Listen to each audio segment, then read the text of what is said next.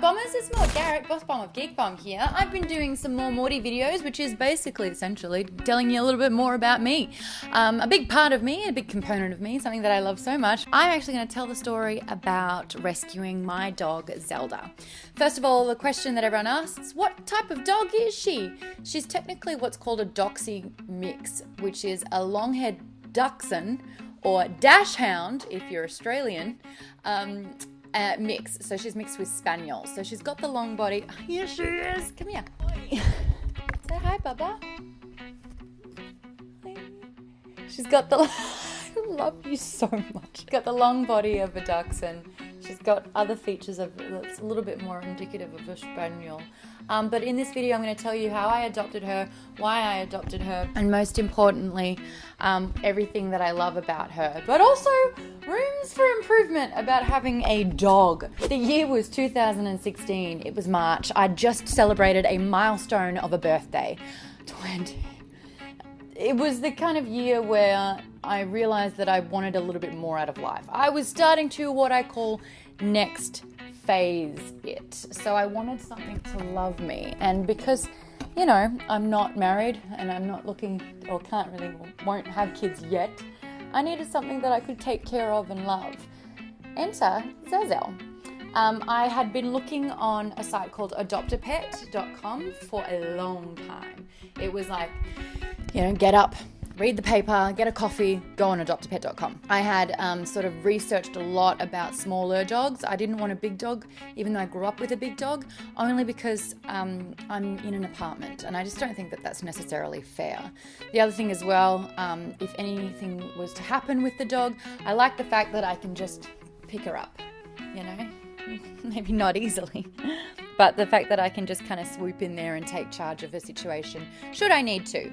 So I was looking at different particular breeds, like the cute Maltese. I liked the notion of a hypoallergenic dog, ones that won't shed, and I'd really looked at a lot. Dachshund or Dachshunds were not in my top 5. I actually was never really a fan of the sausage or the wiener dog. I love you. I was looking at more sort of like the white fluffy dogs, to be honest, but I also read that black dogs were less likely to be adopted than white dogs. And so upon hearing that, I was more inclined to get a black dog. And October 1st, which wasn't too long ago, is actually National Black Dog Day. So I kind of was inspired by that to do my video with Zelda here. So after finding some dogs which I feel would be a really good fit, it's one of the breeds that I'd liked. They were quite friendly. They wanted to be a calmer lap dog, but they still, you know, had energy. I actually wanted a dog that was older than 5. I wanted one that was, again, less likely to be adopted because puppies are always the ones that are adopted the most. I wanted an older dog, even a senior dog, just one that I could give them the best moments of their life. So the last thing that I wanted to do was get a younger dog. I went and started going to a lot of the shelters that I was researching as well that were, not too much of an inconvenience. I went to one of the downtown rescues and I met this gorgeous Cocker Spaniel who was a senior dog, but she just needed a lot of love and attention. And basically the people that worked at the shelter, the volunteers, talked me out of it. They were like, she's just aggro, she's, very aggressive towards other dogs and other people. She's just so untrusting because she'd had such a bad life. And I was just like, let me love her forever. And they were just like, you don't understand the kind of work that's going to get put in and it won't probably fix overnight. It might not even fix ever. And then I was like, look, if they're warning me against it, I'm hearing them loud and clear. The next dog that I went to was with a, not necessarily a shelter. So what happens is there are regular shelters, there are high kill shelters, and there are rescues. And so, hello. What rescues will do is they usually specialize in a breed of dog, and they'll go to all the high kill shelters and then they'll kind of like foster out or rescue those breeds of the animals that are there. And then using volunteers and fosters in foster homes, they actually short-term house a lot of the animals just so they don't get put down. And then obviously they are put up for adoption.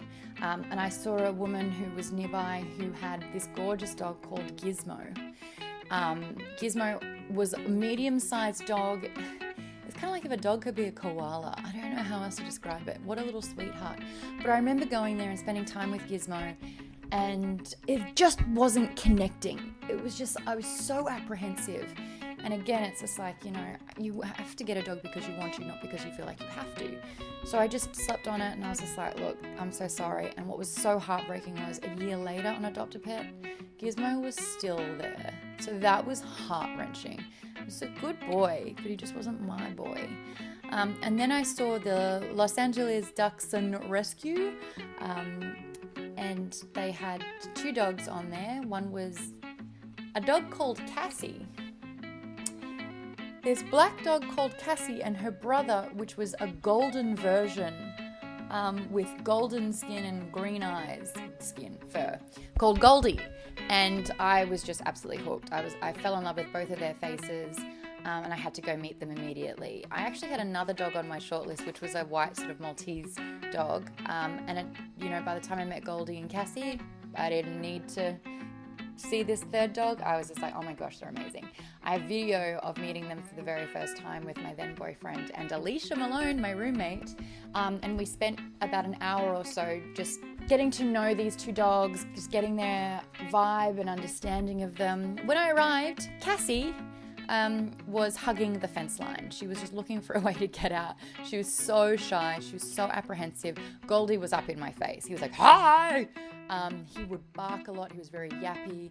The foster woman was just saying that they were thinking about I think they were using like a citronella collar on him because his barking was quite bad.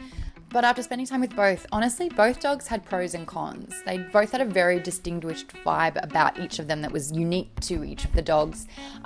Cassie being a lot more shy, Goldie being a lot more in my face and a lot more comfortable and confident. And my understanding usually with animals is when you first meet them, that's the most shy they're going to be. So the fact that Goldie wasn't shy at all, I was like, oh gosh, what happens when he actually gets comfortable? So that was something that was a little bit worrying. The other thing is, both of these dogs were 4 months old. I didn't want to get a puppy. I wanted an older dog, and they're 4 months old. Cassie, so weird calling her that, she still had her desexing scars down her stomach because she just had it done. So that wasn't ideal, but gosh, they're so cute. When it ended up happening, the foster woman, she said that it's definitely not supposed to happen, but because I couldn't make up my mind in an hour and she didn't think that was fair at all, she actually suggested that I spend the night with both of them. So I actually took home Goldie and Cassie for the night to bond with them and to spend time with them and just to see what they were like. Goldie had incredible potty training. Like, he saw the pee pad and he went for it. Like, he got it. Cassie didn't. Wasn't great with that, but Goldie's barking was just a lot, and Cassie wasn't barking as much. Walking with both of them, they actually didn't necessarily seem like they were dependent on each other. They weren't codependent at all. I definitely spent a lot of time thinking about rescuing both of them. In fact, Alicia was just like, get both. And I was just like, I don't think that I can realistically, effectively take care of 2 animals. Like, this is a baby, like a huge step for me, so I have to ease into it. Also, there was what am I going to call them? Because Goldie and Cassie are no-nos. No offense to anyone called Goldie or Cassie. But I just didn't see my dog having that name. And because she was only 4 months old, I think it was easier to, give her a new name. For Goldie, I think I was really set on calling him Kenobi. Kenobi the sausage dog. And with Zelda, it was down to 3 names. It was Lilu from Fifth Element, Buffy, self-explanatory, and Zelda. And I thought that she looked a lot more like a Lilu than all of the others. And my heart was kind of set on Lilu. And a part of that was because I think I was okay with calling my daughter Zelda. I think that was something that I was going to do. But then road testing it and talking to my loved ones, they were like, oh, you have to call her Zelda. She's such a Zelda. And I was like, done. And then the fact that I rescued a princess makes a lot of sense. The next day, it was so tough to hand Goldie back. But I signed my adoption papers for Zelda, and that was just the happiest day. She was so petite. She was so sweet. I think it took me about 4 or 6 minutes to train her to sit, and I was like, she's brilliant. I think it was about 5 days later or a week later, I had to go to one of the pet stores, one of the places where they do microchipping, and I got her microchipped. And how funny is this? Apparently I missed Goldie, Zelda's brother, by all of about 20 minutes. So he had just come in with his new adopted family. He got adopted straight away. And it was so funny because the same person chipped both of the dogs. And she kind of looked at me quite solemnly and she was like, Zelda is handling this so much better than Goldie did.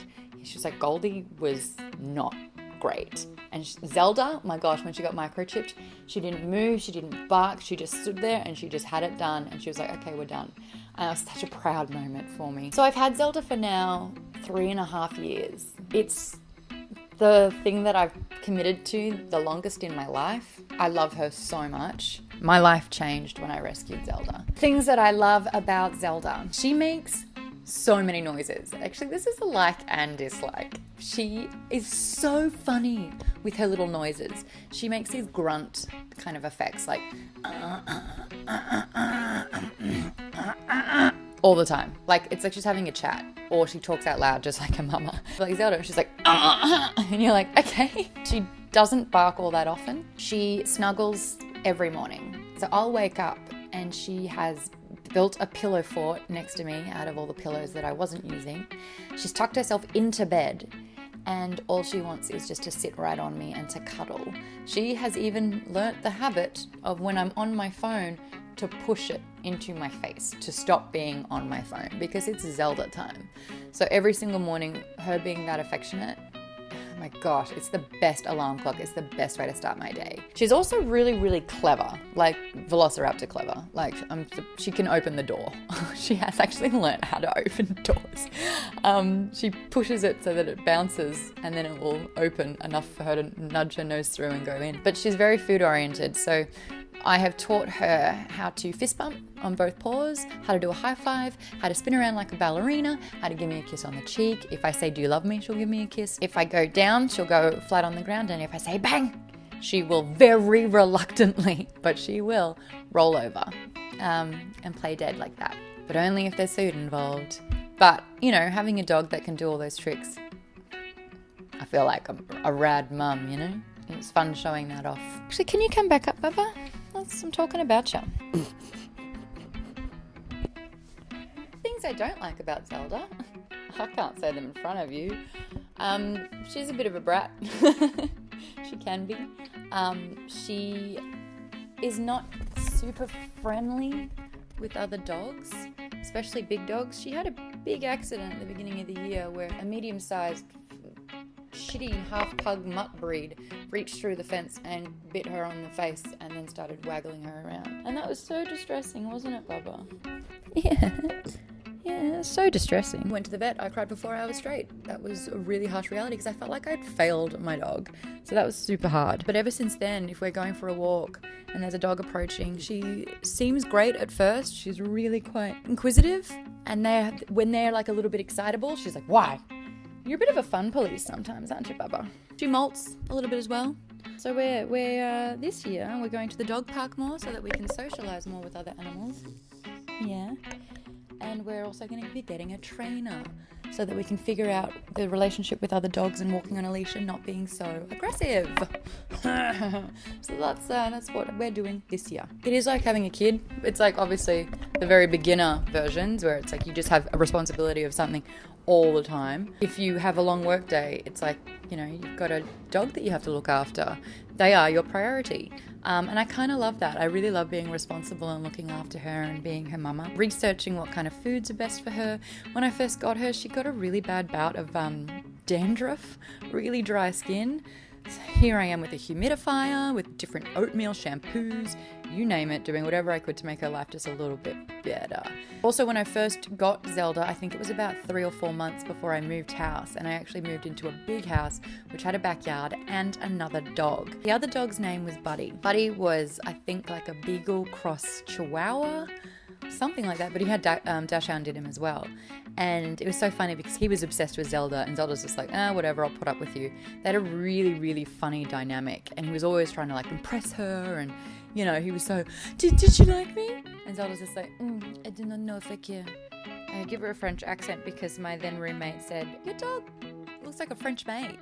She's got a big fluffy tail and looks like she's wearing thigh-high socks. So yeah, I was like, that's my daughter. Okay. I often asked or think about that question. It's like, what voice would your pet have? What would they sound like if they could talk? Oh, Bubba. I do love her. She got a little bit fat the beginning of the year. I started cooking her own food and I used quite a crude mince meat, which I think was just making her super porky pie. My God, you really are like a kid. The nicknames that I have for Zelda, they include Zell, Zelly, Missy, Little Miss, Fluffy Butt, Fluffy Bum, and Who's So Pretty. Are you so pretty? Who's a pretty girl? You're so pretty. That's kind of like the ways that I speak about her. So that's my Zelda rescue story. I want to know from you, tell me about your pet. Tell me about your dog. Tell me about the highs and the lows. What do you call them? I want to know everything. If you are on Instagram and you have a pet picture, especially a pet with a geeky name, tag GeekBomb or use the hashtag GeekBomb and we can feature those on GeekBomb's Instagram in stories as well. Zelda's currently eating her foot. Nope, she is now moved to her foofy. She's just licking her girl bits, cleaning her girl parts. She is bathing her bashushi. You kiss your mother with that mouth? You want to see something cool? Do you love me? Do you love me? Excuse me? Zaza? Do you love me? Well, maybe she's just camera shy. I love you. Do you love me?